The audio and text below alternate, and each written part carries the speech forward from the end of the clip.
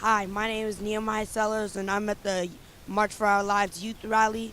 I think that it is important to prevent violence so that everyone can do their best and thrive. When you're in a community that is filled with violence, rage, and hatred, you are not able to do your best and you're not able to achieve what you really want. But when you're in a peaceful environment where there's inspiration around you, when there's guidance around you, you can really do your best and do all that you want to achieve, and you can really succeed in life.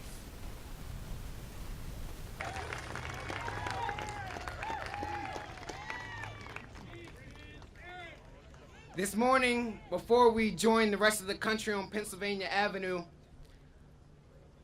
we will have our first speaker, who is Nehemiah Sellers from Ward 7 and who attends District of Columbia International, and also a young man who won a Frederick Douglass speaking competitions. Let's give it up for Nehemiah.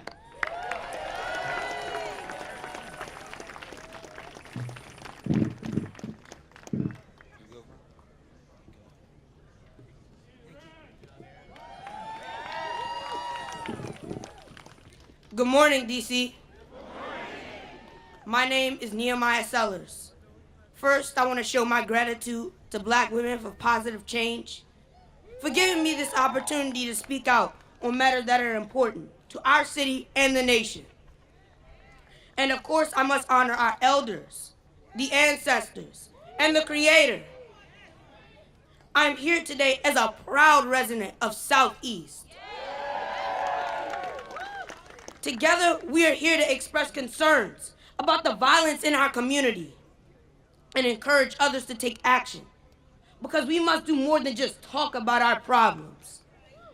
We are in a state of emergency because our communities and families are experiencing frustration, sadness, and distress.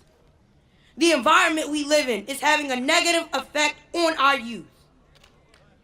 Many years ago, one of our great leaders, Malcolm X, said that education is the passport to the future, for tomorrow belongs to those who prepare for it today. This means that with a proper foundation, we can be successful and reach our full potential in all that we do. Sadly, many of our great and powerful icons died from gun violence, such as Medgar Evers and Fred Hampton. More recently, we have also seen the tragic examples of Trayvon Martin, Tamir Rice, Rakia Boyd, and many more. It is important that we say their names, to honor them, and remember how they inspired protest and change. In one of his less-known speeches, Dr. King asked the very important question, where do we go from here? He asked this question because he wanted to devise a plan to elevate us to a greater level of consciousness. Our leaders spoke out against injustice, racism, and violence, and together we can do the same. We have felt the pain of violence right here in DC. The first step is to acknowledge of where we are now. There are many forms of violence and death. Each has a different root that must be dug up.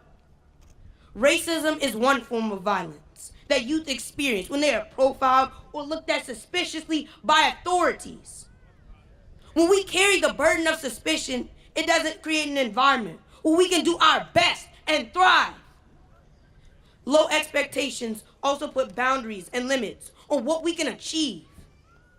In addition, poverty is another form of violence because it is difficult to learn and function when basic needs like food and shelter are not being met.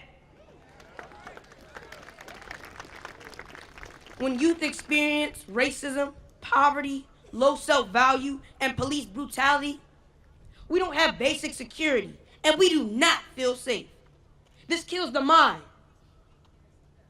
This kills the spirit. Fear, anger, and violence are all just some of the effects, but the causes come from our environment. The problems that we face are broader and more holistic. This is why today we need programs to help youth to deal with their pain.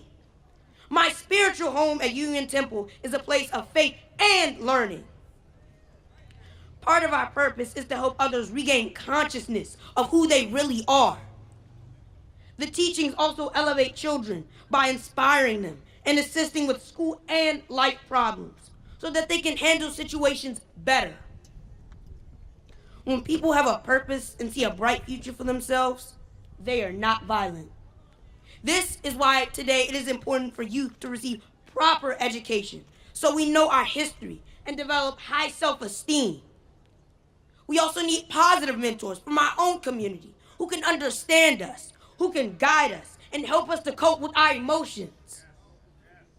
Youth should be encouraged to organize and speak out on important issues like we're doing today. Finally, it would help for us to have entrepreneurship classes on building businesses so that we can create opportunities for ourselves.